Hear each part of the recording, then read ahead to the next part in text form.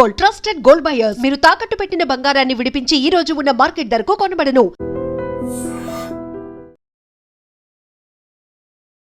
నమస్తే, welcome to I dream social spotlight with Kavitha.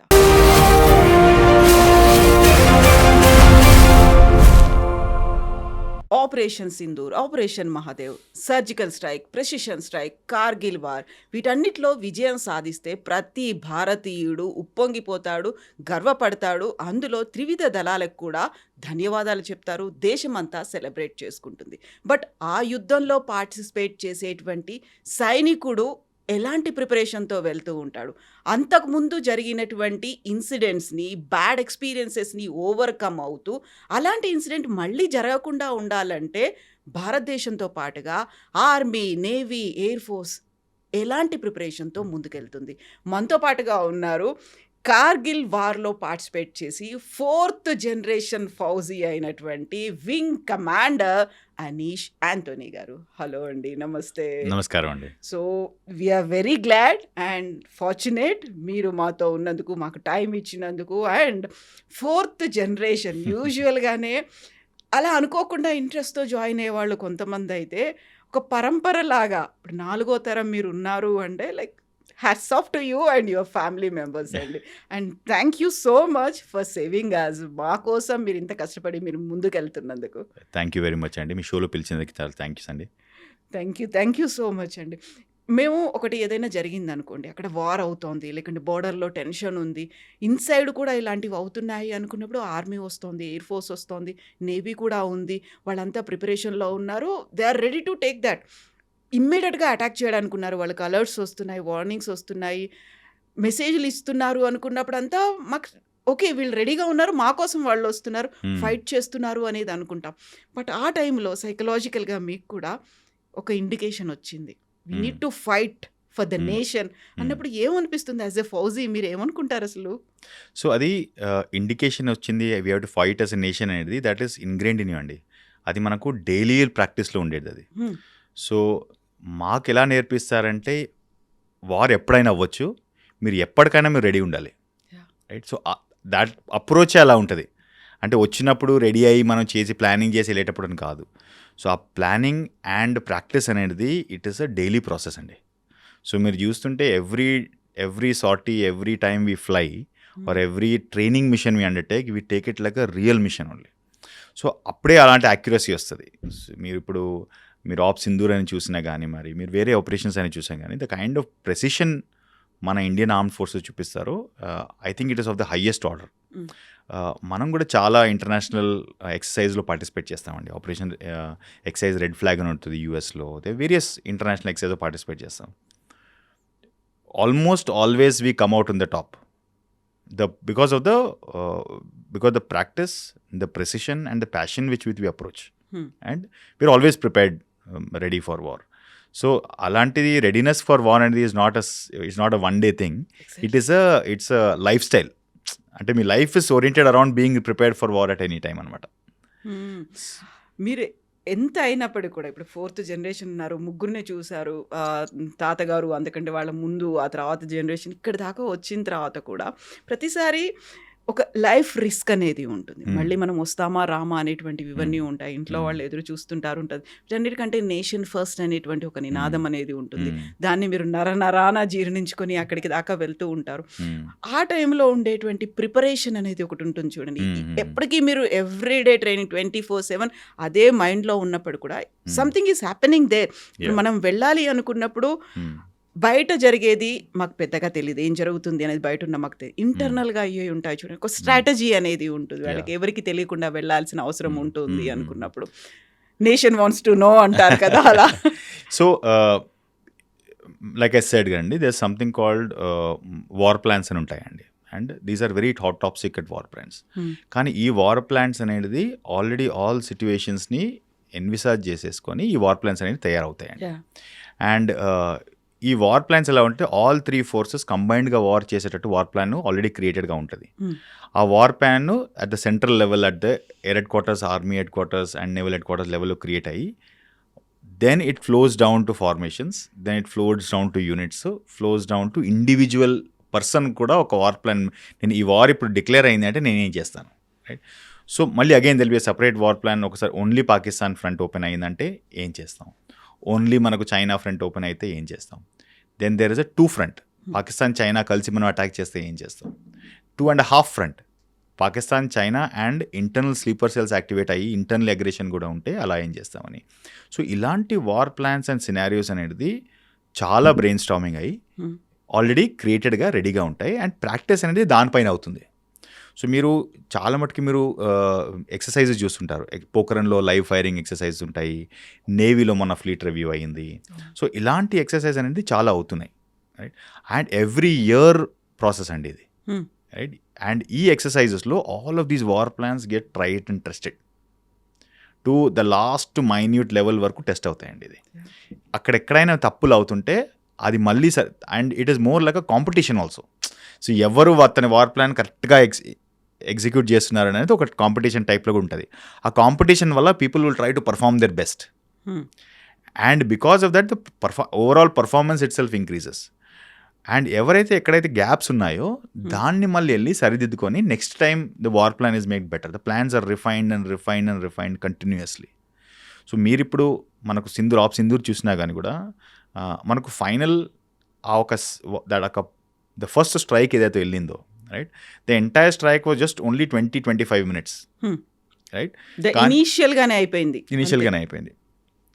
So but for that 20-25 minutes that pilot who was sitting in the aircraft has practised for 15 years of his life, right. ఒక 15 years. And ఆ ఎయిర్ క్రాఫ్ట్కు నా role ఏంటి, నా weapon system ఏంటి, నా radars ఎలా పనిచేస్తాయి, నేను నా టాక్టిక్స్ ఏంటి అనేది ఒక 15 yearsగా డైలీ ప్రాక్టీస్ చేస్తున్నారు అతను. అందుకే అలాంటి ఒక ప్రెసిషన్ వచ్చింది, right. It is not possible without precision, right. Without that kind of practice training some times మీకు విరక్తి పుట్టేసారు, అరే 100 సార్లు చేశాను కదా మళ్ళీ ఎందుకని. But no, the processes are made in such a way that మీరు కావాలైనా కూడా మీరు షార్ట్ కట్ తీసుకోలేరు. Because the data recorders are recording everything, your flight systems are monitoring everything, and you have to follow the process, right? So it is more about process and it's more about procedure, it's more about process, and our repeated ga process lo malli chestu oka perfection level vastundi. I'll give you a very small example, and I was posted to Siachen Glacier, right? Okay. So akkada we had a army post called Amar ani, right. So Amar post is situated 21,000 feet హైట్లో Amar post ఉంది, right. So Amar post మీరు చూస్తుంటే hill ఉంది కదా, ఆ hill tip పైన ఉంది, right. నా ఆ హిల్ ఇటు పక్కనేమో పాకిస్తాన్ ఉంది, ఇటు పక్కనేమో ఇండియా ఉంది, and Amar is right on the top, right. నా అక్కడ మీకు హిల్స్లో మీకు ప్లేన్ ఏరియా దొరకదు for helicopters to land. So మీకు హెలికాప్టర్ ల్యాండ్ చేయడానికి మీకు ప్లేస్ అనేది ఓన్లీ 5 meter by 5 meter, ఒక square 5 meter by 5 meter square ఉంటుంది, రైట్. ఆ స్క్వేర్ పైన మీరు ల్యాండ్ అవ్వాలి. మీ helicopter length is 13 meters, exactly, right. So if you're correctly sitting on helipad, మీరు ముందు కూడా మీకు ఏం కనబడదు, వెనకాల కూడా ఏం కనబడదు, అప్పుడే మీరు కరెక్ట్గా కూర్చున్నట్టు, right. So now that is one complexity, right. మీరు చాలా పైకి నుంచి వస్తే ఎనిమి చూస్తాడు, షూట్ చేసేస్తాడు, రైట్. సో మీరు జనరల్లీ మీరు ఎయిర్పోర్ట్లో చూసిన ఫ్లైట్ ఇలా వచ్చి ఇలా పైకి వచ్చి ల్యాండ్ అవుతుంది కదా, ఇక్కడ మీరు అలా చేయలేరు, ఎందుకు పై నుంచి వస్తే కొట్టేస్తాడు కదా వాడు. So you have to actually come very very flat parallel and just stop correctly on the helipad. కొంచెం మీరు ముందే అనుకోండి మళ్ళీ కొడతాడు, he will shoot you, right. And he's hearing you, he knows that you are coming, exactly. So that is the precision. Now that is the first complexity. Second complexity, 21,000 feetలో fly చేయడానికి ఏ helicopter ఎవరు create చేయలేదు అప్పుడు, ఎందుకంటే హిమాలయాస్ అంత highest mountains ఇంకెక్కడ లేదు, Himalayas are highest mountains. So French aircraft అని ఒకటి ఉంది, చీతా అని, దాని service ceiling only it's 21,000. So ఆ హైట్లో ఆ ఎయిర్ క్రాఫ్ట్ను తీసేసుకొని we have to land there with absolute precision. Okay, one mistake, మీ పైలట్ మిస్టేక్ అయినా కానీ, మీ ఏ మిస్టేక్ అయినా కానీ, you dead. And challenging wind అనేది అక్కడ ఉంటుంది, టెంపరేచర్స్ ఇన్ వింటర్ ఆర్ -40 అండి, right. Temperatures winter are -40. Your winds anything more than 5 or 6 km/h, it is not possible to land. And మీరు ఇప్పుడు ఇలా ల్యాండ్ అయిపోయారు కదా, టేక్ ఆఫ్ ఎలా చేస్తారు, ముందు చేయలేరు కదా, నార్మల్ ప్లేన్ ఎలా టేక్ ఆఫ్ చేస్తుంది, అప్పటికప్పుడు అలా వర్టికల్గా చేయాలంటే కష్టం కదా. ప్లేన్ టేక్ ఆఫ్ నార్మల్ ఇలా అవుతుంది కదా, మీరు ఇలా వెళ్తే పాకిస్తాన్ షూట్ వస్తాడు కదా. సో మీరు ఎయిర్ క్రాఫ్ట్ లేపి బ్యాక్ రావాలి, బ్యాక్ వ్యాలీ ఉంది కదా, ఆ వ్యాలీలో పడిపోవాలి, అప్పుడు పడిపోయి again you will take off. So this is the normal take off there, అంటే దిస్ ఎవ్రీడే. కానీ అలాంటి precision, that is, so when you are saying Indian pilots are the best, one of the best pilots, it is because year on year ఇలాంటి process చేస్తున్నారు వాళ్ళు. అలాంటి precision ఎక్కడ మీకు దొరకదు. అంటే ఫ్రెంచ్ వాళ్ళు వచ్చారనమాట, it's a French air craft. French వాళ్ళు వచ్చారు ఫర్ ఎక్స్చేంజ్ ప్రోగ్రామ్, మేము వాళ్ళని అక్కడ తీసుకొచ్చాము. వెన్ దే ల్యాండెడ్ బ్యాక్, నేను మీరు అక్కడ ఫ్లై చేస్తారు కదా, మీ వింగ్స్, అంటే పైలట్ అవుతే వింగ్స్ ఇస్తారు ఇక్కడ, మీ వింగ్స్ మాతో ఎక్స్చేంజ్ చేసుకోండి, it will be an honour to exchange wings with you. Because ఇలాంటి ఎన్వైరన్మెంట్లో ఇలాంటి ఫ్లయింగ్ ఏ కంట్రీలో వేరే ఎవరు చేయట్లేదండి today. And to get cleared to land on that helipad, it takes almost 8 months just to practice, and finally you become a captain to land there. You are allowed, you are permitted to land there. And అప్పటిదాకా మీరు చేసినటువంటి practice, training అవన్నీ కూడా ఒక ఎత్తు అంటారు. ఇది మాత్రం you have to be very sharp. Focus has to be totally on. మైండ్లో మీకు డిస్ట్రాక్షన్ ఎక్కడ వచ్చే ప్రసక్తే లేదు. Because it is, see, in war there is no second prize. So true. You either win or you die. Or you die. Ante. So every approach that we do is with that perspective. There is no second place. So నేను second place లేదు, second place వస్తే నేను చనిపోతాను, అలాంటి ఒక మైండ్లో పెట్టుకొని ఎంత ప్రిపరేషన్ అవుతుంది. And also as officers you are responsible for all the people you are leading. Exactly. So వాళ్ళ లైఫ్స్, వాళ్ళ ఫ్యామిలీస్ కూడా మీ డిసిషన్స్ పైన ఆధారపడి ఉన్నాయి కదా. సో ఆ ఒక responsibility, so you're 100% sure, 200% effort వేసారని మీరు 100% షూర్ ఉంటారు. That is how you practise. And ఇంతకుముందు జరిగినటువంటి వార్ సిచ్యువేషన్స్, సినారియోస్ ఇప్పుడు అన్నీ మారిపోయాయి. గతంలో ఆర్మీ ఎక్కువగా ఉండేది, ఇప్పుడు సర్జికల్ స్ట్రైక్, ప్రెసిషన్ స్ట్రైక్స్ ఇవన్నీ చూసిన తర్వాత ఎయిర్ ఫోర్స్ ఇంకా ఎక్కువ కీ రోల్ ప్లే చేస్తోంది. అందులో మనం తెచ్చుకున్నవన్నీ కూడా చాలా రఫేల్ లాంటివో, లేక పెద్ద పెద్ద మిసైల్స్ ఇవన్నీ తీసుకొస్తూ వాటిని ఫ్లై చేయాలి, ఫైటర్ జెట్లు ఉన్నప్పుడు. ఈ రెగ్యులర్గా చేసినటువంటి ట్రైనింగ్కి దీనికి చాలా చాలా చాలా డిఫరెన్స్ ఉంటుంది. అండ్ ఒక పైలట్ని ట్రైన్ చేయాలి అనుకుంటేనే $1 million ఖర్చు అవుతుంది అనుకుంటే, ఆ ఫైటర్ జెట్ కంటే కూడా training not only about dollars అండి, టైం. ఎగ్జాక్ట్లీ. ఒక పైలట్ని తయారు చేయాలంటే మీకు 2 to 3 years అవుతుంది. So it is not about, అంటే $1 million పెట్టి నాకు పైలట్ రావడానికి రాడు. ఆ $1 million ఒక 3 yearsకి మీరు ఖర్చు చేశారంటే అప్పుడో పైలట్ తయారవుతాడు. So it is at 3 years which is more important. ఎందుకంటే మీరు వార్ ఉంది కదా, వార్లో 3 years తర్వాత పైలట్ తీసుకొస్తారంటే వార్ అయిపోతుంది అప్పటికి. అవును. సో ముందు అదంతా ప్రెడిక్ట్ చేయాలి, దానికి తగ్గట్టుగా ప్లానింగ్ అనేది ఉండాలి, ఎగ్జిక్యూషన్ అనేది ఉండాలి. ఇవన్నీ చూస్తే చాలా టఫ్ అనిపిస్తుంది. ఒక్కోసారి అది కూలిపోయింది అని చెప్పినప్పుడు ఎజెక్ట్ చేశారు. ఎజెక్ట్ అనేది చాలా ఒక ఇన్సల్టింగ్గా ఫీల్ అయ్యేటువంటి సిచ్యువేషన్ అని నేను విన్నాను. అలాంటి సిచ్యువేషన్ వచ్చింది అంటే పైలట్ ప్రాణాలు చాలా చాలా ఇంపార్టెంట్, చాలా క్రూషియల్ మనకి ఫైటర్ జెట్టు వీటన్నిటికంటే అవన్నీ కూడా ముందే చెప్తూ ఉంటారు కదా. మీరు దాంతోనే ట్రైన్ అయ్యి ఉన్నారు. అట్లాంటి సిచ్యువేషన్ వచ్చింది, ఎజెక్ట్ చేయాలి, నేను బయటపడాలి అనుకున్నప్పుడు ఏమవుతుంది? దాన్ని ఎలా ట్రైన్ చేస్తారు మిమ్మల్ని? మీకు ఎలా చెప్తూ ఉంటారు మిమ్మల్ని? So why does ejection happen అండి? There 2 or 3 reasons. One is that if there is a technical malfunction ఏదైనా ఉందంటే, కంట్రోల్ చేయలేక ల్యాండ్ చేయలేకపోతే అప్పుడు ఎజెక్షన్ చేస్తారు, రైట్? దాంట్లో కూడా again there are act and react. అంటే అప్పుడు ఏమంటే ఇమీడియట్గా, అంటే there is a fire in the engine, ఇమీడియట్గా మీరు ఎజెక్ట్ చేయాలి, you have no option, right? Second is there is one failure, అదేదో కొంచెం కంట్రోలబిలిటీ ఉండి, you have a little time to eject, right? So when you have no other option, you just directly simply eject. కానీ most of the times ఏంటంటే మీకు కొంత time దొరికినా కానీ you try and move it away from that situation, try and move from inhabitation. ఎక్కడైనా అక్కడ ఇల్లులు ఉన్నాయంటే, బిల్డింగ్స్ ఉన్నాయంటే దానికన్నా టర్న్ చేసేసి in safe direction you point it and you try to eject అనమాట. But before that, whenever an emergency happened, emergency అంటే something which is suppose to be working is not working, అంటే some engine failure అయినా కానీ, ఏదైనా failure అయినా కానీ, all of those actions are already pre practised on a daily basis, on an everyday మనకు ఒక briefing ఉంటుంది. So normal pilot life starts with the briefing in the morning everyday. And most take offs are planned sunrise. అంటే sunrise అవ్వగానే your wheels will be up. అంటే ఇవాళ 6:21 sun rise అంటే 6:21 wheels will be up. మీరు దానికన్నా ముందు briefing చేసి finish చేసుకొని ప్లానింగ్ చేసుకొని ఇంట్లో మీరు లేవడానికి 4 o'clock అవుతుంది, right? You plan, you come back, you take a briefing, and in every briefing emergencies are discussed. ఇక్కడ వెళ్తున్నావు, ఈ హైట్లో ఉన్నావు, ఈ డైరెక్షన్లో టర్న్ చేస్తున్నావు, ఈ మిషన్లో ఇక్కడ ఉన్నావు, ఇప్పుడు మీ ఇంజిన్ ఫెయిలియర్ అయిపోయింది, ఇప్పుడు ఏం చేస్తావు? So immediately you have to rattle out all the emergency actions that you have to take.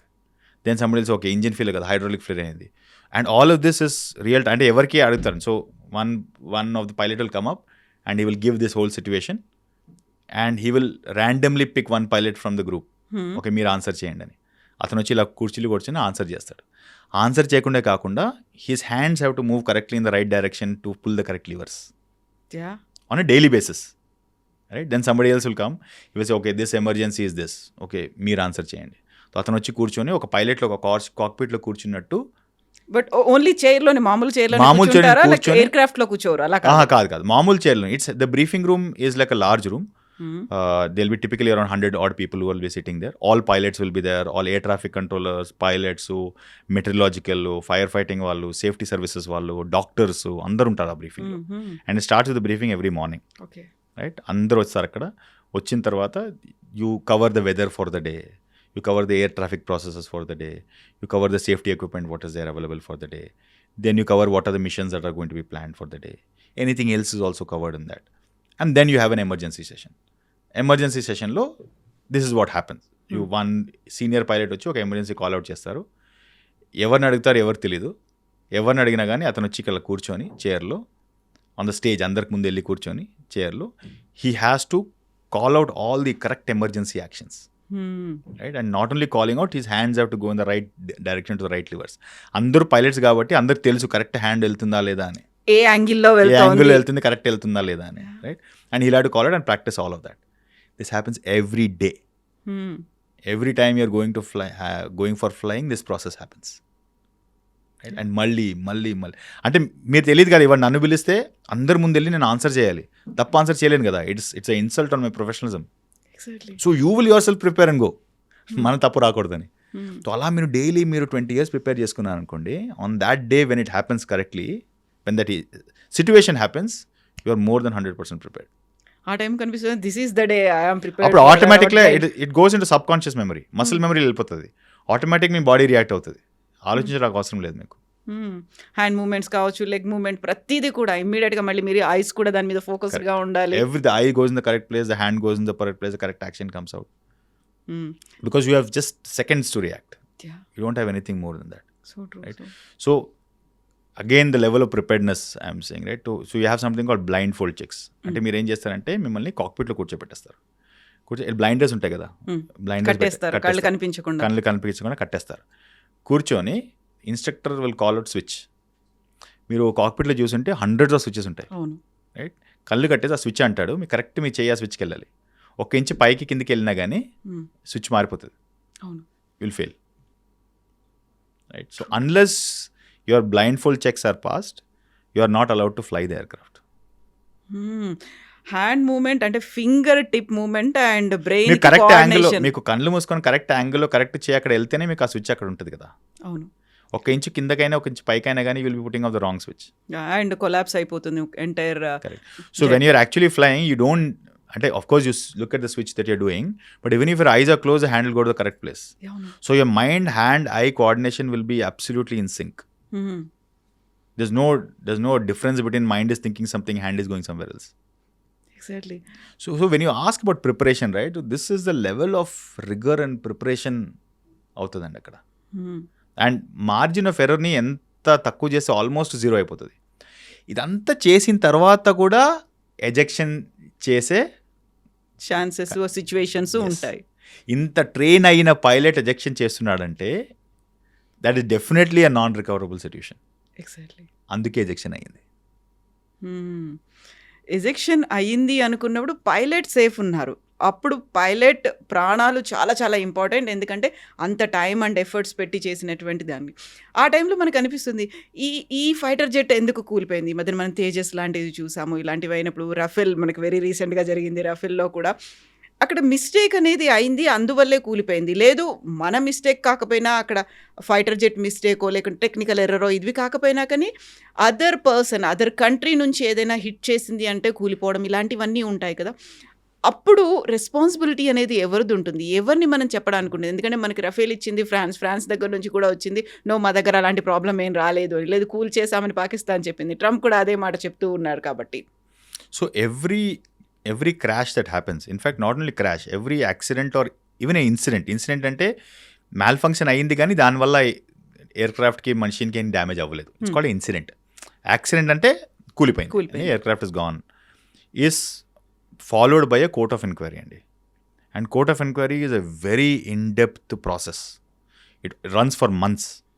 And the witnesses, it's like almost like a court case ఎలా నడుస్తుంది, అది కోర్ట్ ఆఫ్ ఎంక్వైరీ అంటారు. It's మనకు ఇలా court case, only thing is court case మనకు 20 years నడుస్తాయి, అక్కడ you have to finish it between 2-3 months, within 2-3 months. And అది ఫినిష్ చేసే వరకు pilot is not allowed to fly unless the court of inquiry clears him ki by we are sure that is not his mistake, he can start flying again. But ప్రతి incident accident తర్వాత ఒక very in depth court of enquiry ఉంటుంది. దాంట్లో original equipment manufacturer అంటే ఇప్పుడు తేజస్ ఉంటే మన HAL ఉంటుంది, రఫాల్ ఉంటే ఫ్రెంచ్ వాళ్ళు వస్తారు, టెక్నికల్ ఆఫీసర్స్ ఉంటారు, పైలట్స్ ఉంటారు, మెడికల్ ఆఫీసర్స్ ఉంటారు. It's a very large process, very in depth process. And every court of enquiry will have findings and recommendations. ఫైండింగ్లో if there is somebody's fault then the person will be punished. And if it is not anybody's fault, if it's a process failure, the entire process of the Indian Air Force will be rectified. ఆ court of ఎంక్వైరీకి అంత power ఉంది. So ఆ findings చేస్తారు, recommendations చేస్తారు. And recommendation అంటే if it is a loss of life or loss of aircraft, the finding and the recommendation will go to the chief of air staff. అక్కడ వరకు వెళ్తుంది అది, right? So అంత సీరియస్గా తీసుకుంటున్నారు, right? So the lot of things that will follow up when a aircraft crashes. Lot of people say కదా ఈ war టైంలో మనం 6 రఫాల్స్ వెళ్ళాయి, 7 రఫాల్స్ వెళ్ళాయి, 20 Rafales, whatever the number they are quoting, right? Firstly I think the air force correct decision తీసుకుందండి for not declaring how many attrition has happened, ఎన్ని aircrafts కూలిపోయాయని. ఎందుకంటే మనం వాడికి ఎంత చెప్తున్నాం మన దగ్గర ఇంత తక్కువ ఉన్నాయని. వాడు ఆలోచించుకోండి, let him think that he has got 100 less. వార్లో వెళ్ళినప్పుడు నా దగ్గర 100 ఎక్కువ ఉంటాయి కదా, రైట్? వాడు అజంప్షన్స్ పెట్టుకొనివ్వండి, నాకు దాంతో తేడా ఏం రావదు, right?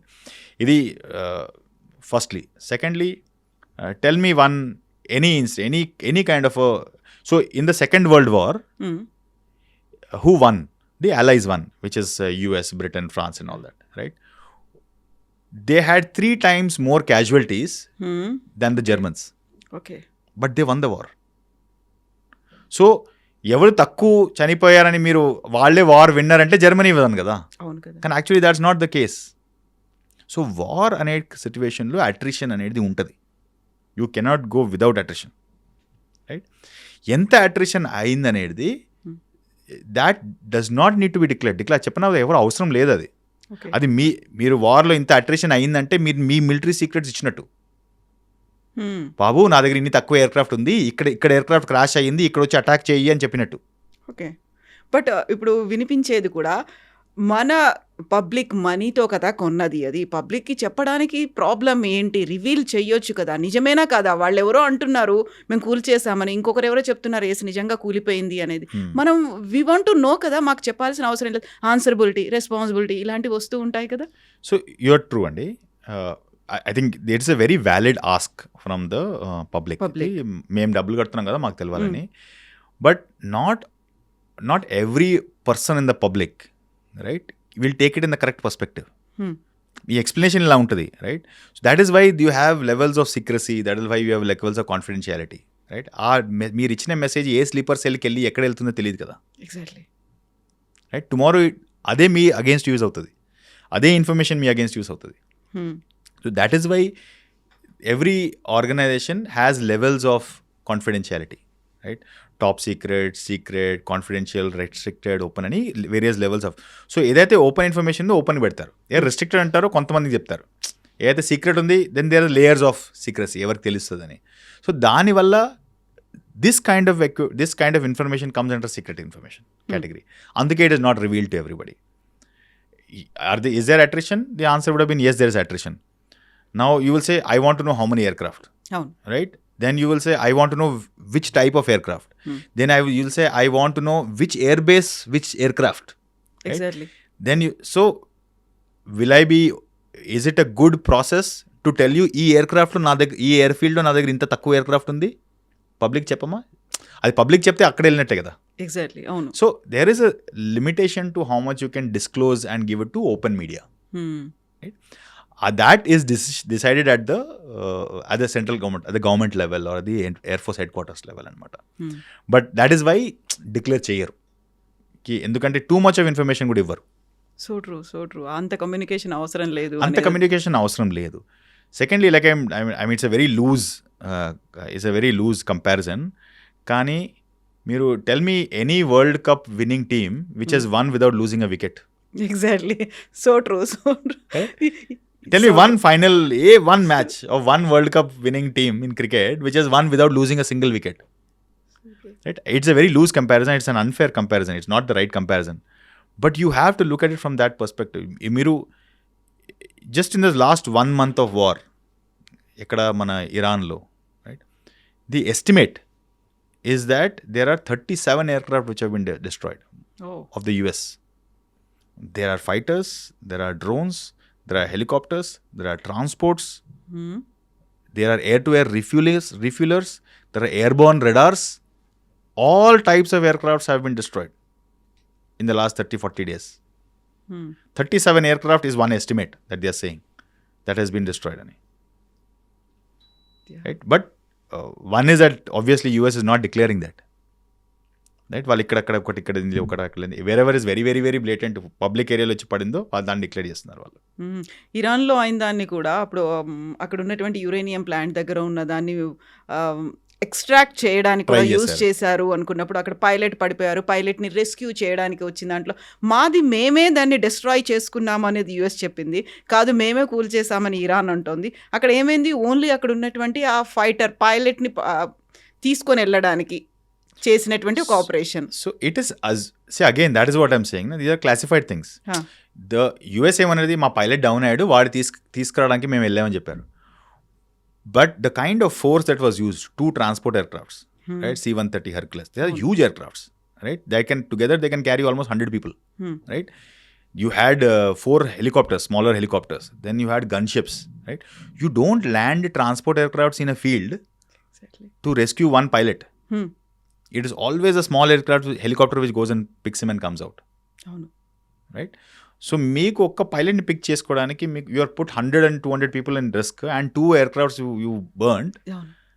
So, it is not to bring out the pilot. I think it was to extract the uranium. They tried to extract the uranium out of the thing, but which was a huge failure. వాళ్ళ ఎయిర్క్రాఫ్ట్స్ని వాళ్ళు burn చేసి వచ్చారు. అలాంటిది తీసుకున్నారు అంటే అంత పెద్ద air crafts అంటే వీ కెన్ ఇమాజిన్ ఎంత ఖర్చు అయ్యి ఉంటుందో, దానికోసం వాళ్ళు తయారు చేయడానికి కూడా ఎంత టైం పట్టి ఉంటుందో. Billions have been lost in that mission. Exactly. With no outcome. With no outcome. వాళ్ళు మళ్ళీ ఏం చెప్పరు, బయటికి ఇలాంటివన్నీ రావు, క్లెయిమ్స్ చేసుకుంటారు. The estimators, I mean, there are other ways of estimating also. For example, fighter aircraft అంటే ejection seat ఉంటుంది. Each ejection seat is accounted for. Right? So ejection seat ఒకటి ఫైర్ అయిందంటే మొత్తం అంతా పోతుంది, తెలిసిపోతుంది. ఇట్స్ అరౌండ్ పైలట్స్ లో circles లో we have platforms which know that okay ejection seat fire అయిందంటే దిస్ ఎయిర్క్రాఫ్ట్ కింద వెళ్ళింది. ఎజెక్షన్ సీట్ ఫైర్ అయిందంటే ఎయిర్క్రాఫ్ట్ ఎవరు ఫ్లై చేస్తున్నారు, కింద వెళ్ళిందే కదా, అంతే కదా, right? So according to one estimate there are 37 aircraft which have been lost in the last USV. And no count about Israel కావచ్చు, ఇరాన్ది ఎంత అయింది అనేది తెలియదు. Right. So it is a standard practice not to disclose attrition. Okay. ఇప్పుడు మీరు ఒక మాట అన్నారు, అవన్నీ డిస్క్లోజ్ చేశారనుకోండి, స్లీపర్ సెల్స్ యాక్టివేట్ అవుతారు, లేకుంటే ఆ కమ్యూనికేషన్ ఆ ఇన్ఫర్మేషన్ అది బయటికి వెళ్తుంది అనుకున్నప్పుడు ఈ స్లీపర్ సెల్స్ వాళ్ళతో మీరు ఎలా డీల్ చేస్తూ ఉంటారు? ఎందుకంటే మన చుట్టూ ఉంటారు, మనతోనే ఉంటారు, మన వాళ్ళలాగే ఉంటారు, but they are acting as sleeper cells. వాళ్ళ దగ్గర నుంచి ఐడెంటిఫై చేయాలి, ఆ తర్వాత మళ్ళీ వాటిని న్యూట్రలైజ్ చేయాలి. ఇలాంటివన్నిట్లలో కూడా మీకు ట్రైనింగ్ అనేది ఉంటుంది. అండ్ మళ్ళీ మనం ఒక కామన్ మ్యాన్ ఎవరినైనా పట్టుకున్నాం అనుకోండి, అసలే కాశ్మీర్ లాంటి ఒక సెన్సిటివ్ ఏరియాలో అక్కడ ఉన్నటువంటి లోకల్ పబ్లిక్ని మనం ఏమైనా పట్టుకుంటే ఇమ్మీడియట్గా వాళ్ళంతా రియాక్ట్ అవుతారు, మా వాళ్ళని పట్టుకున్నారని. ఇప్పటికే మనం చాలా దాన్ని పీస్ఫుల్ ప్లేస్గా చేయాలి అనుకుంటున్నప్పుడు ఇలాంటి ఇన్స్టెబిలిటీ అనేది లేకుండా చూసుకోవాలి అనుకుంటే అది టఫ్ టాస్క్ లాగే ఉంటుంది కదా. ఇట్ ఈస్ వెరీ టఫ్ అండి.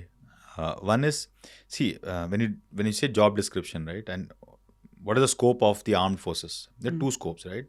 One is external aggression and internal disorder. Yeah. Right? Prevention of external aggression, right? Or is the primary objective of the Indian armed forces, right? Internal disorder అనేది అంటే for example మీకు riots అయినా కానీ మీకు law and order సిచ్యువేషన్లో police handle చేయలేకపోయినా కానీ because you have to understand army is a blunt sword. అది వచ్చిందంటే అందరినీ కోసుకుని వెళ్ళిపోతుంది, right? So that is why it is used in the last disorder. Handling with sleeper cells and anti terrorism అనేది is very very very tricky. Primarily because you don't know who is an Indian, who is not an Indian. In Indians, who is anti-national and who is a normal civilian, right? That again differentiation is very different. Anti-national lo gode kontamandi chaala active ga untaru, kontamandi sleeper ga untaru, right? And so what you are talking about is the most difficult to pick those people out. And chaala cases lo they would have been active, they would have been sleeping for like 7 years, 8 years.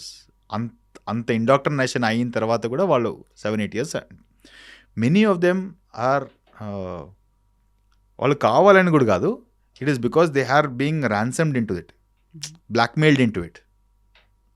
So అది కూడా ఉంటుంది. And even if they want they can't because they are blackmailed into it, right?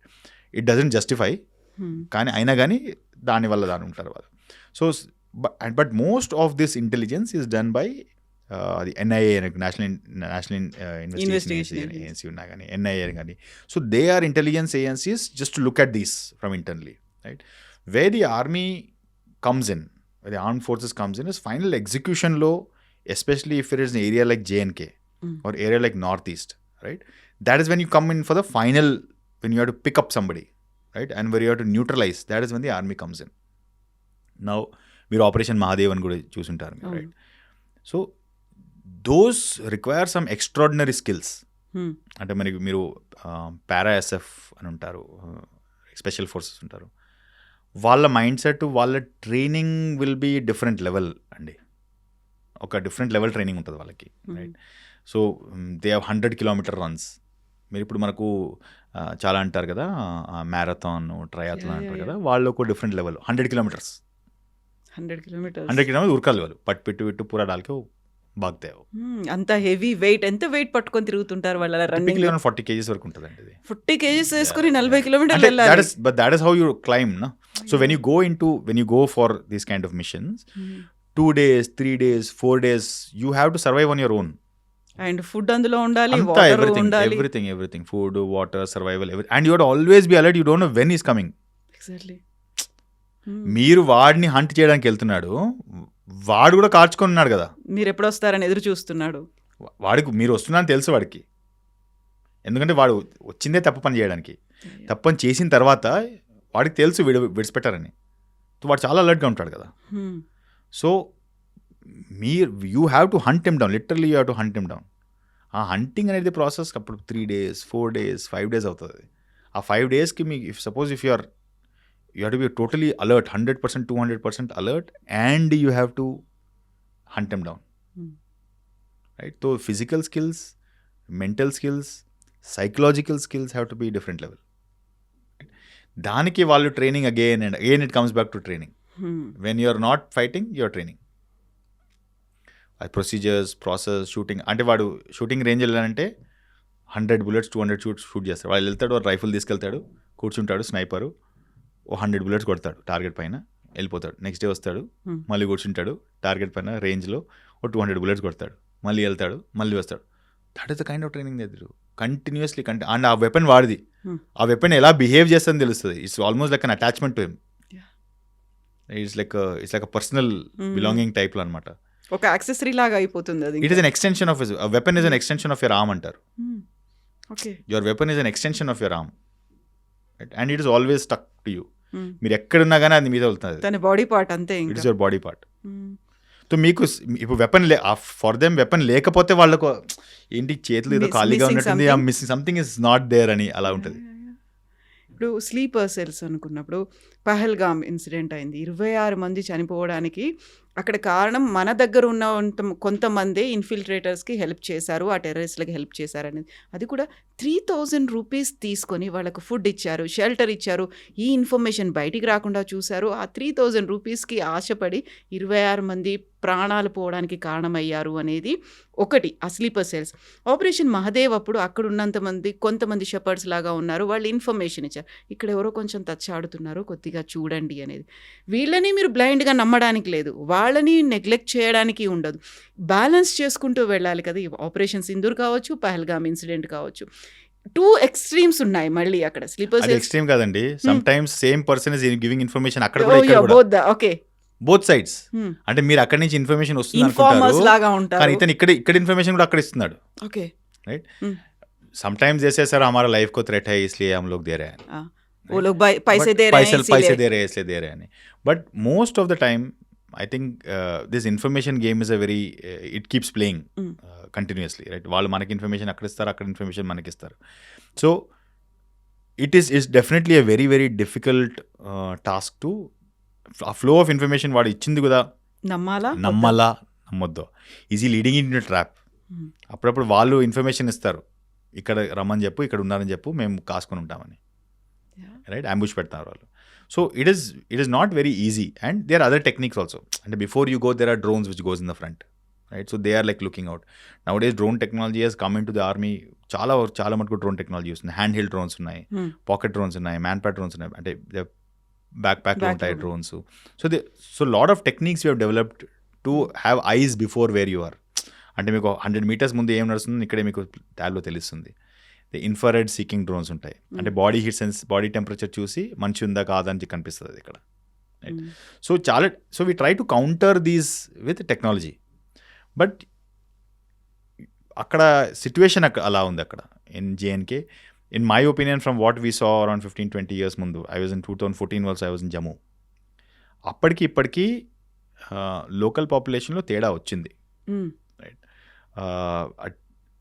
Tourism started increasing a lot, right. So local వాళ్ళకి income రావడం start అయ్యింది, local businesses started flourishing, right.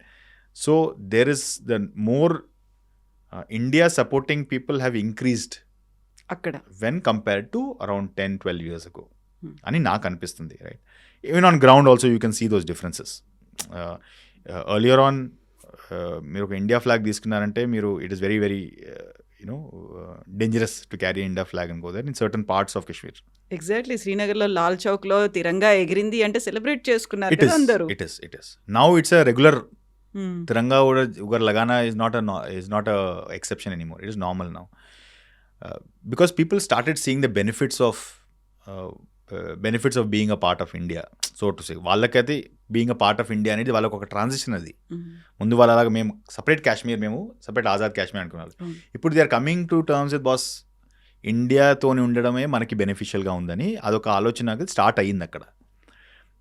Obviously Pakistan will try its best to prevent that from happening, and Pahalgam to a great extent was that. Because ఈసారి కూడా tourism అనేది చాలా తగ్గిపోయింది అక్కడ. So in a certain extent వాళ్ళు చేసింది అక్కడ, I mean, we will say it is successful only because not many people are gone to, the tourism has reduced in Pakistan, they said. So కొంత మటుకి అది ఎఫెక్ట్ అయ్యింది, but it will build back again. Time పడుతుంది, maybe it will take 2-3 years. But the response that we gave which is op Sindoor, దానివల్ల మళ్ళీ వాళ్ళు ఇలాంటివి చేస్తారా అనేది doubt, right. And op Sindoor తర్వాత చాలా other activities also started. For example Balochistan start అయింది.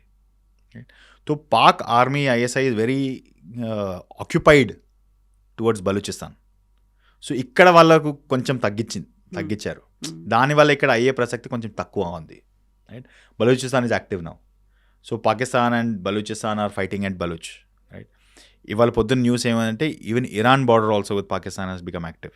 ఎగ్జాక్ట్లీ ఇవాళ పొద్దున్న న్యూస్ వచ్చింది అది. సో ఇరాన్ బార్డర్ యాక్టివ్ అయిపోయింది. సో మోస్ట్ ఆఫ్ పాకిస్తాన్ ఇప్పుడు ఈస్టర్న్ ఫ్రంట్ నుంచి వెస్టర్న్ ఫ్రంట్ అటు పక్కన వెళ్ళిపోయింది, రైట్. నౌ సో ఇక్కడ యాక్టివిటీ మైట్ రెడ్యూస్ అని it is estimated. So that is estimated, we really don't know. But when you look at 800 మంది దాకా ఉన్నారు, వాళ్ళంతా గ్రూపులుగా వస్తున్నారు, 10-15. ఇంత ముందులాగా కాదు, వాళ్ళు కూడా స్ట్రాటజీ చేంజ్ చేసుకున్నారు అనేటువంటి ఇన్ఫర్మేషన్. సో ముందు వచ్చిన వాళ్ళు, these two logics two theories to it అండి. ఒక్కటేమో ముందు వచ్చిన వాళ్ళు 7-8 ఇయర్స్గా ఇక్కడ ఉన్నారు, వాళ్ళు ఇంకా ఇక్కడే ఉన్నారు, వాళ్ళని యాక్టివేట్ చేయగలదు. కొత్త వాళ్ళు వస్తున్నారా అని తగ్గింది అని ఇన్ఫర్మేషన్ వచ్చింది. అంటే ముందు ఏంటంటే వచ్చేవాళ్ళు used to keep coming, settling down there sleeping cells activate చేస్తారు. ఇక్కడ మెల్లిగా స్ప్రెడ్ చేసుకుంటూ ఇప్పుడు కొత్త ఫ్రెష్ స్లీపర్ సెల్స్ రావడం తగ్గిందని చెప్తున్నారు. ఓకే పాత స్లీపర్ సెల్స్ యాక్టివేట్ చేస్తున్నారు అప్పుడప్పటికి. బట్ ఎఫెక్టివ్నెస్ అనేది, but the NIA is far more proactive now. అప్పుడు రియాక్టివ్ అయ్యింది, బ్లాస్ట్ అయిన తర్వాత ఇన్వెస్టిగేషన్ అయ్యింది. ఇప్పుడు ముందే they are preventing a lot of incidents from happening అని తెలిసింది. But of course you always have the Red Fort blast, అలాంటిది will keep happening. But it's a cat and mouse game. Exactly అది that day just matter of hours, a few hours ముందు అయ్యింటే they would have cotton. ఇప్పుడు sleeper cells అనుకుంటాము, informers అనుకుంటాము, లేదు స్పైలు, sources, ఇందులో మనకి అవసరమైన వాళ్ళని మనం పాజిటివ్గా తీసుకుంటాము, వాళ్ళని ఒక డౌట్ఫుల్గా చూస్తూ ఉంటాము అనుకున్నప్పుడు ఒక బ్యాలెన్స్ అనేది చేసుకుంటూ ఉండాలి. అండ్ మీరు కూడా కమఫ్లేజ్ లాగా అక్కడికి వెళ్ళిపోయిన తర్వాత మారుతూ ఉండాలి కదా, ఎవరు మన వాళ్ళు ఎవరు కాదు అనేది వాళ్ళతో కలిసిపోతూ ఉండాలి, వాళ్ళని మీ కాన్ఫిడెన్స్లోకి తీసుకోవాలి, వాళ్ళ నెట్వర్క్లోకి మీరు వెళ్ళాలి అన్నప్పుడు దానికి తగ్గట్టుగా మీ లైఫ్ స్టైల్ కావచ్చు, ఈ చేంజెస్ ఇవన్నీ కూడా చేసుకోవాలి. దాని ట్రైనింగ్ అనేది కూడా ఉంటుందా? నాట్ మచ్ అండి, not much. Lifestyle change అంటే ఎక్కడైతే మీరు వెళ్తున్నారో ఆర్మీ క్యాంప్లు, so you get posted every 3 years posting అవుతుంది మీకు, మారుతూ ఉంటుంది. సో ఆర్మీలో ఏంటంటే 3 years ఫీల్డ్ ఉంటుంది, 3 years పీస్ ఉంటుంది, రైట్? ఫర్ ఎగ్జాంపుల్ మీరు హైదరాబాద్లో పోస్ట్ ఉన్నా అంటే పీస్ పోస్టింగ్ అది. Jammu or Kashmir, Ladakh, those are field, అవి ఫీల్డ్. నార్త్ ఈస్ట్ అవి ఫీల్డ్ పోస్టింగ్ అంటారు. సో మీకు ప్రతి పోస్టింగ్లో ఆల్టర్నేట్ అవుతుంది, ఒక ఫీల్డ్ ఒక పీస్ అని అవుతుంది మీకు. సో ఆ 3 years ఫీల్డ్ పోస్టింగ్ అయితే ఎక్కడైనా ఉండొచ్చు మీకు. సో అక్కడ వెళ్ళినప్పుడు ఆల్రెడీ అక్కడ ఒక యూనిట్ బయటికి వస్తుంది, వాళ్ళని మీరు రీప్లేస్ చేస్తున్నారు, రైట్? సో వాళ్ళ నుంచి చాలా మటుకు మీకు నాలెడ్జ్ ట్రాన్స్ఫర్ అనే అవుతుంది. Knowledge transformation, information transformation, informers transfer, అదంతా మీకు ట్రాన్స్ఫర్ అవుతుంది అనమాట. సో చాలా మటుకి they will guide you on how to set up your unit and take the unit. మిగతా ట్రైనింగ్ ఎలాగో మీకు ఉంది, బేసిక్ ట్రైనింగ్ అయితే ఎలాగుంది, లోకలైజ్డ్ ట్రైనింగ్ అయితే ఉంది, నాలెడ్జ్ బేస్ అయితే ఉందో that you will get from the out going unit, అక్కడి నుంచి వచ్చేది. సో అలాగా దాన్ని మేనేజ్ చేస్తారనమాట. సో ఇన్ఫర్మేషన్ లాస్ అవ్వకుండా వాళ్ళు నేర్చుకున్న లెసన్స్ని నెక్స్ట్ వచ్చే యూనిట్కి చెప్పడము. సో ఆ నాలెడ్జ్ ట్రాన్స్ఫర్ అనేది helps a lot when new unit is going there. మీరు వెరీ ఫస్ట్ ఆపరేషన్లో పార్టిసిపేట్ చేసినప్పుడు కార్గిల్ వార్, ఆ తర్వాత సియాచిన్కి వెళ్ళారు, 2014లో అయింది, ఆ తర్వాత ఇప్పుడు 2026 over the period of time, ఇప్పుడు ఆల్మోస్ట్ ఒక 22 years చూసిన తర్వాత కశ్మీర్ అనగానే ప్రతిసారి మనకు ఒక ప్యారడైజ్ ఆన్ ఎర్త్ అనుకునేవాళ్ళు. ఆ తర్వాత కశ్మీర్లో ఏలో రక్తపు టేర్లు అనుకునేవాళ్ళం, కశ్మీర్లో ఏలో ఇంకేదో జరిగింది, అక్కడ బాంబ్ బ్లాస్ట్లు అవుతున్నాయి, లేక వీళ్ళని కాల్ చేస్తున్నారు, ఎన్కౌంటర్లు అవుతున్నాయి, ఇవన్నీ వచ్చిన తర్వాత ప్రజెంట్ స్టేట్ ఈ రోజుకి ఎలా ఉందంటారు కశ్మీర్ పరిస్థితి? See, the Kashmir that I saw in 99, 2000, 2001, అప్పటికి ఇప్పటికి చాలా తేడా ఉందండి, right? So if I have to list down, right, the local population చాలా మటుకు ఇప్పుడు ప్రో ఇండియా అయింది, రైట్? అప్పుడు ఎక్స్ట్రీమ్ యాంటీ ఇండియా ఉండేది, ఇప్పుడు ప్రో ఇండియా అయింది, ఎక్స్ట్రీమ్ ప్రో ఇండియా కాకుండా. అంటే on a scale of -3 to +3, అప్పుడు -3 ఉంటే ఇప్పుడు మనకు 1 దగ్గర ఉన్నారు, -3 నుంచి -2, -1, 0, and now they are like leaning towards India, 1, 1.5 అలా వస్తున్నారు అనమాట on that scale from a local population support perspective, right? Quality of life also కశ్మీర్లో ఇప్పుడు బెటర్గా అయింది, ఇన్ఫ్రాస్ట్రక్చర్ వచ్చింది, క్వాలిటీ ఆఫ్ లైఫ్ వచ్చింది, రైల్వే కనెక్షన్ వచ్చింది అక్కడ ఉదంపూర్కి మీకు, రైట్? సో టనల్ అయ్యింది మీకు. So that quality of access, roads వచ్చాయి బాగా, రైల్వే లైన్స్ వచ్చాయి బాగా. సో క్వాలిటీ ఆఫ్ లైఫ్ అనేది కూడా పెరిగింది from that time to now. అప్పుడు మీకు after sunset you cannot step out, బయటికి రావడానికి లేదు, కర్ఫ్యూ ఉండేది, అక్కడ ఛాన్సే లేదు, right? Military camp you had to be inside the military camp. Military camp మీరు బయటికి వెళ్తే you are going at your own risk, చెప్పకుండా వెళ్ళాల్సి వచ్చింది. Exactly, I'm talking about 99, 2000. మీరు మిలిటరీ క్యాంప్ నుంచి బయటికి వెళ్తున్నారంటే you are taking a huge risk, ఎందుకంటే మీ హెయిర్ కట్ అంతా సేమ్గా ఉంటుంది కదా మీకు, ఎవరైనా చూస్తే కనిపెట్టేస్తారు, right? So it was a huge, so it was that state at that point of time, right? అలాంటి ప్లేస్ నుంచి now there is extreme amount of, అప్పుడు I tell you very small example అండి. If you have to go from one place to another place, ROP అని పెట్టేవాళ్ళు, road opening procedure అని పెట్టేవారు. So ఆ full రోడ్కి ఎవ్రీ 100 మీటర్స్కి you will have jawans standing.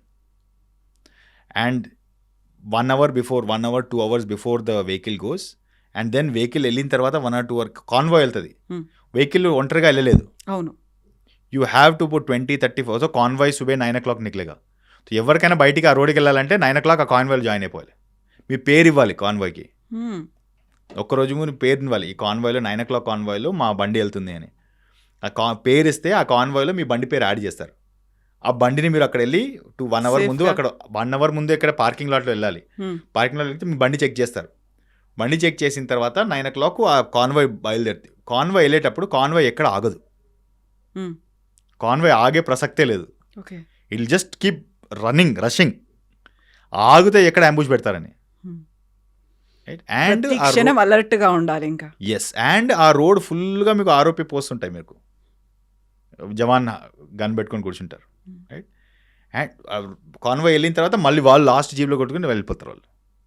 So it was so dangerous even to come out of the army camp. I mean, I'm talking about 99. Okay, so when I'm saying -3, that is what I'm saying. Yeah. Right? From there, now I think is much better. Right? Tourists are going, tourists are traveling freely. Pahalgam incident ayindi correct.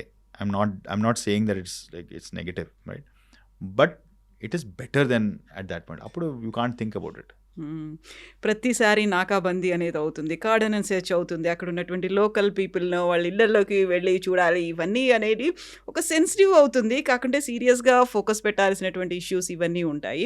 ఇవన్నీ కూడా ఎందుకు అవుతున్నాయంటే పాకిస్తాన్ నుంచి వస్తున్నారు గ్రూపులు. కానీ అదే పాకిస్తాన్ ఈ terror గ్రూప్స్కి అన్నిటి కూడా ఒక ప్లాట్ఫామ్ లాగా ఇచ్చింది, ఒక బేస్ అనేది ఉంది, టెర్రర్ క్యాంప్స్ అనేవి అక్కడ ఉన్నాయనుకున్నప్పుడు ఇప్పుడు అదే పాకిస్తాన్ పీస్ టాక్స్ కోసం కూడా ఒక ప్లాట్ఫామ్ని ఇచ్చింది. ఇస్లామాబాద్ టాక్స్ అనేది రండి మా దగ్గర చెయ్యండి అనేది, సీజ్ ఫైర్ కోసం కావచ్చు, లేకపోతే పీస్ కోసం కావచ్చు. ఇప్పుడు చేస్తున్నామంటే పాకిస్తాన్ని అసలు ఏమనుకుంటున్నారు? మన భారతదేశం మీద ఇంత అటాక్ చేసిన పాకిస్తాన్ అమెరికాకు ఇరాన్కి మధ్యవర్తిత్వం వహిస్తోంది అంటే ఎలా చూస్తారు?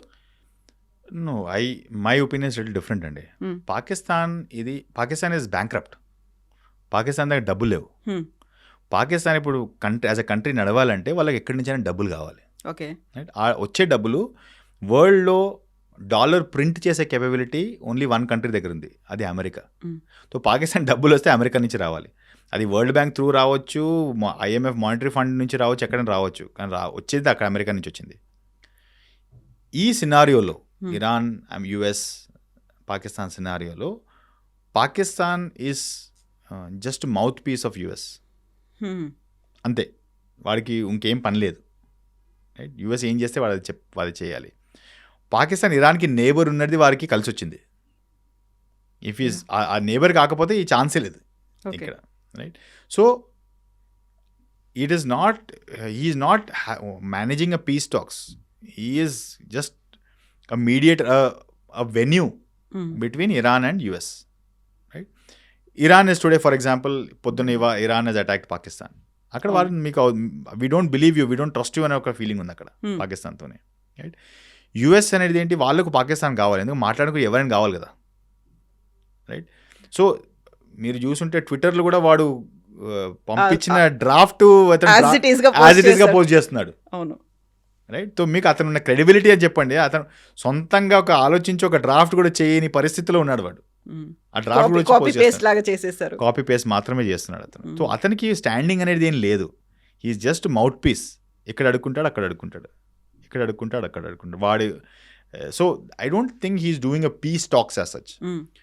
What you mean by actual peace talks? Actual peace talks అంటే I am taking responsibility for whatever happens, right? Which means that US should trust me, Iran should trust me, and I should be able to, అంటే ఇతను చెప్పిన మాట రేపు తిరగొద్దు. మాట వాడు తిరిగితే నేను వాడు అకౌంటబుల్గా హోల్డ్ చేయాలి. Right, now no country wants to take that job. ఎందుకంటే ఇప్పుడు ఏమవుతుంది, ట్రంప్ ఏమవుతుంది, పొద్దున ఒకటి అంటాడు, సాయంత్రం ఇంకోటి అంటాడు. If I'm holding a peace talks, in the morning heal tell me అచ్చా ఇరాన్ కో బోలో ఏ, సాయంత్రం అంటాడు కాదు నేను చేయను అంటాడు. నా there is no value for me నా, నేనుండి ప్రయోజనం ఏంటి? అందుకే no country is mediating here. Because పొద్దున ఏమంటాడు, సాయంత్రం ఏమంటాడు తెలియదు కదా. మీరు వెళ్ళి అడగలేరు, మీరు వెళ్ళి అడగలేరు. Exactly. పొద్దున అన్నావు కదా బాబు ఇప్పుడు సాయంత్రం ఇలా ఎందుకు అంటున్నా అడగలేరు. సో అలాంటి పరిస్థితిలో Pakistan is okay with that situation. But అక్కడ కొంచెం అటు ఇటుగా తోడాస ఇదర్ ఉదర్ అంటారు కదా, అట్లా అయింది అనుకోండి, వీళ్ళ మీద ప్రెషర్ అనేది కూడా అదే స్థాయిలో ఉంటుంది. అమెరికా అలాగే అనగదొక్కాలని కూడా చూస్తూ ఉంటుంది కదా. అవునండి. అది ఇమాజిన్ చేసుకోవట్లేదా, దానికైనా రెడీ టు యాక్సెప్ట్ దట్? వాళ్ళకు ఏదో ఆప్షన్ లేదు కదా, వాళ్ళకు ఆప్షన్ లేదు. I mean Pakistan does not have any other option today. They are totally in debt, they owe everybody money. If money doesn't keep coming in, they are going to bankrupt as a company. It'll become a village. It'll become a rural place where no man's land. ఈ సిచ్యువేషన్లో ఏమవుతుంది next అని మీరు అనుకుంటున్నారు? ఎందుకంటే ఇప్పుడు నిరవధికంగా cease fire అనేది continue అవుతోంది అనేటువంటి ఒక మాట వచ్చింది కదా, ఇండెఫినెట్గా అనేది. సీజ్ ఫైర్కి మొన్నటిదాకా 2 weeks అనేది పెట్టారు. సో ఇప్పుడు ఇరాన్ అలాగే ఉంది, ఇజ్రాయెల్ వాళ్ళు చేసేటువంటి టార్గెట్స్, అటాక్స్ అవన్నీ కూడా అలాగే చేస్తోంది. అమెరికానేమో ట్రంప్ ఏమో ఈ మాట అనౌన్స్ చేశాడు. పాకిస్తాన్ ఏం చేయాలి? ఈ సిచ్యువేషన్ అనేది ఉంది కాబట్టి నెక్స్ట్ ఏం జరుగుతుంది, ఎప్పుడు ఎండ్ అవుతుందని మీరు అనుకుంటున్నారు? We'll start with a few assumptions అండి. ఫస్ట్ అజంప్షన్, మనకు Iran is in a bad space. వాళ్ళు కూలగొట్టాడు, బాంబు కొట్టాడు, ఎయిర్ డిఫెన్స్ అనేది ఇరాన్ దగ్గర లేదు right now. But US needs this cease fire more than Iran needs. Iran ఏమంటున్నాడు, నాకు కూలగొట్టేసావయ్యా, అంత అయిపోయింది, ఇప్పుడు I can only damage you, right? మిగిలింది ఏం లేదు, ఇదే ఒకటే చేస్తాను నేను. ఆ స్టేట్ ఆఫ్ హార్మూజ్ క్లోజ్ చేస్తాను. State of Hormuz is not very easy to, it is impossible to open if Iran decides I'm not going to open.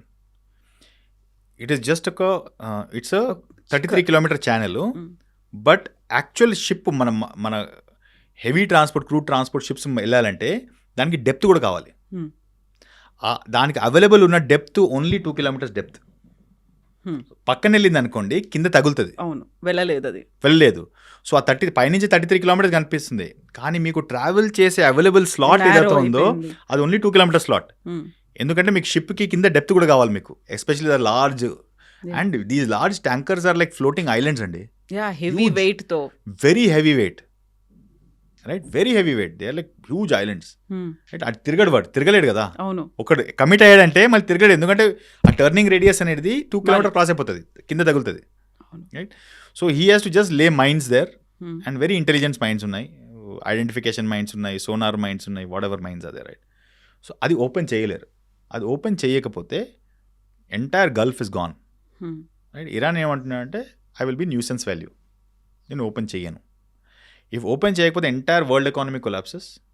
If world economy collapses, then they will be no supplier to US for US consumption. There is no consumption, right? So I think it will be, ఎక్కడ ఉంది ఇప్పుడు అలాగే ఉంటుంది situation, stand still ఉంటుంది. Because US is benefiting from state of Hormuz closure. Now everybody will look for US and Venezuelan oil, right? దీని అన్నిట్లో అందరికన్నా పెద్ద ఇడియట్ అయ్యింది GCC, right? So GCC oil is not coming out. GCCలో oil తప్ప ఏముంది అక్కడ? Location is very good. మీరు వరల్డ్లో ఎక్కడ వెళ్ళినా కానీ 8 hours మీరు GCC నుంచి వెళ్ళొచ్చు. నార్త్ వెళ్ళాలంటే యూరోప్ 8 hours, ఈస్ట్ వెళ్ళాలంటే 8 hours you reaching Singapore. Singapore దాటి వెళ్ళిపోవచ్చు మీరు.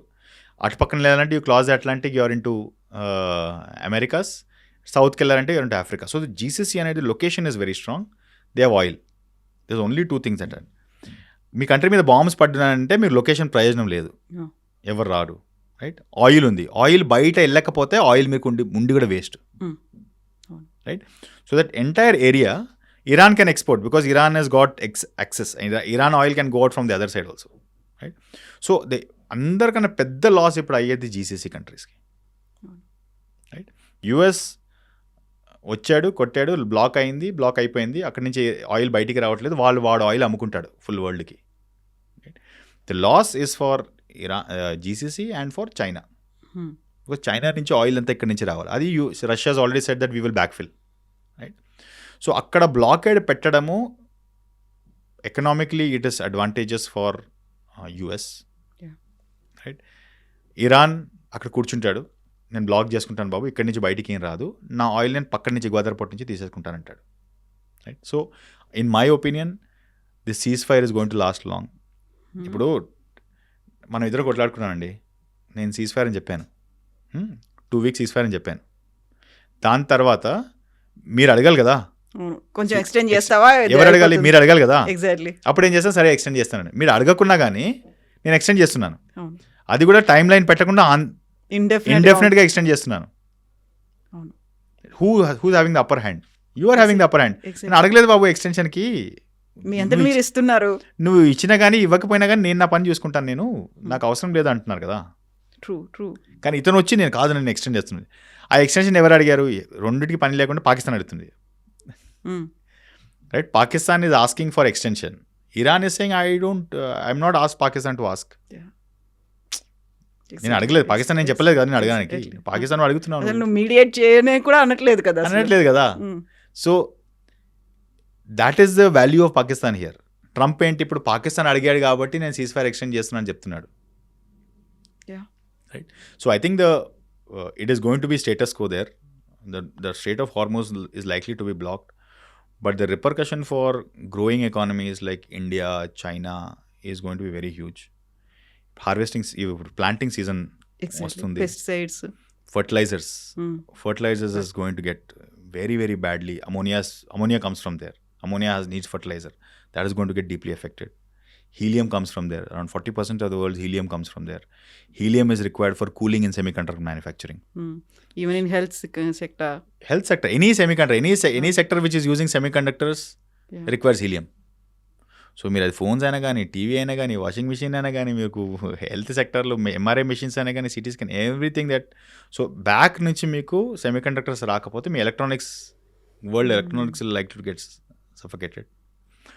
ఆల్సో మీకు ఇప్పుడు ఆయిల్ రిఫైనరీ ఎలా అంటే it's not like switches, light వచ్చేసి లైట్ వచ్చినట్టు కాదు, అది బ్లాక్ అయిపోయాయి. ఇప్పుడు ఆ బ్లాక్ని ఓపెన్ చేయడానికి మీకు 2-3 వీక్స్ పడుతుంది. And crude you can't keep it in the pipe line also, it spoils the entire well, right? So you have to keep flushing it. So it is not easy, it is very complex. So ఆ straight close చేసింది advantage to a certain extent is with US. Because they will start production and they will start selling Venezuela oil. Most damaging is for GCC. And developing economies ki oil రావకపోవడం వల్ల చాలా effect ఉంటుంది.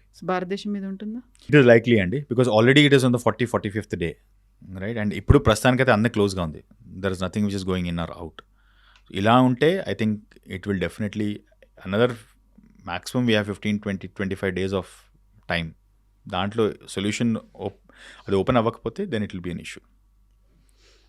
Yes, thank you so much Anish గారు. We spoke many issues, but చాలా చాలా చాలా ఇంకా మిగిలే ఉన్నాయి. వీ నీడ్ టు హ్యావ్ ఒక సిరీస్ ఆఫ్ ఎపిసోడ్స్ లాగా కూడా చేయాల్సిన అవసరం ఉంది. Thank you so much for giving the information. మాకు కావాల్సినటువంటి ఒక అవేర్నెస్ కావచ్చు అబౌట్ ఆర్మీ, ఫౌజీల గురించి చెప్పినందుకు. Thank you so much for having me on your show, Andy. Thank Very you. good experience. Thank you, Andy. And for more videos, Please subscribe to iDream. Please subscribe to iDream. Please subscribe iDream. And please subscribe to iDream. For more videos, subscribe to iDream. please like, share and subscribe to the channel. Congratulations, iDream. Subscribe to iDream. Subscribe to iDream. So subscribe to iDream Media. iDream team andarki huge congratulations. Please subscribe iDream Media. Please subscribe to iDream. Subscribe iDream. Please subscribe to iDream. iDream అంటే నా కళల ఛానల్ను subscribe చేసుకున్న నోరు తిరుగుతలేదు, మీరైతే గంట గుర్తు కొట్టండి. For more such videos, please subscribe to iDream. Subscribe to iDream. Please subscribe to iDream. Please subscribe iDream Media. Please do subscribe to iDream. Please subscribe to iDream Media. For best entertainment and information, please subscribe iDream. And don't forget to subscribe to iDream.